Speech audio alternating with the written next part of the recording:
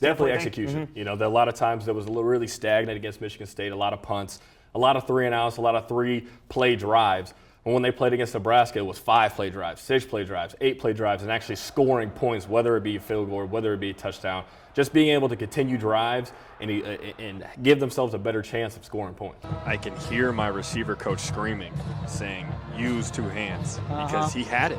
Yeah. He had it and got behind the defense. Just you got to use two hands, and that one hurt. That hurt me, I'm not going to lie, as a pass receiver. Yeah, I mean, there are a lot of people say, you know, you have an empty check, you can fill it out however you want. He has an empty 2-week notice where he could do whatever he wants as long as he's been there and as much as he's done for the Iowa football team. You know, it's kind of up to him when he finally wants to hang up the whistle and wants to, you know, drift off to the island onto the sunset and kick his feet up for however long he wants to. They're letting Faison stand up and kind of do a little Myles Garrett thing and let him play and be an athlete, essentially, and he sniffed that one out, immediately triggered as he saw DeGroat try to get outside and get on the perimeter and made a big hit there on the quarterback.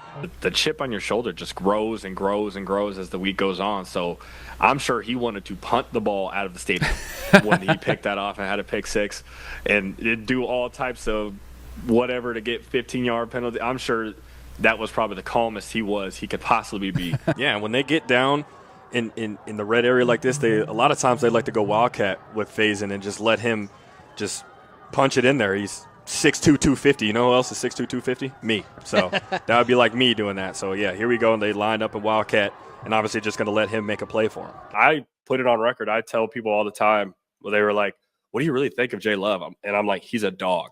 And y'all are going to see it. And I promise you're going to be like, Dom, you told me so. And I've been back home to Iowa and people be like, you were absolutely right.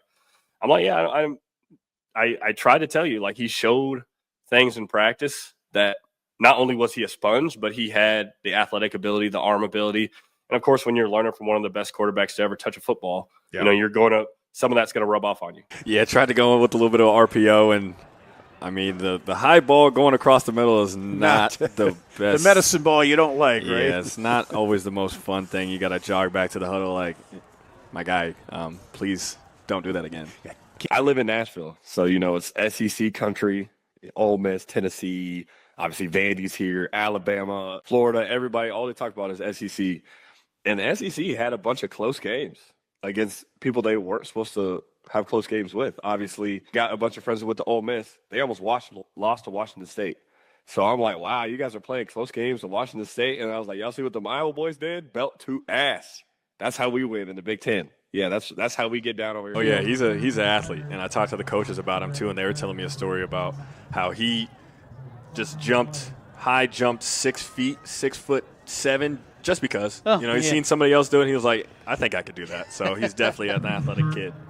Yeah, McGregory did a good job at the top of his route, realized it was a scramble drill, and that's honestly the next level right there, looking at what he did, pushes up to sell like he was going up vertical, then snaps it back down really fast and gets a nice toe tap grab on the sideline.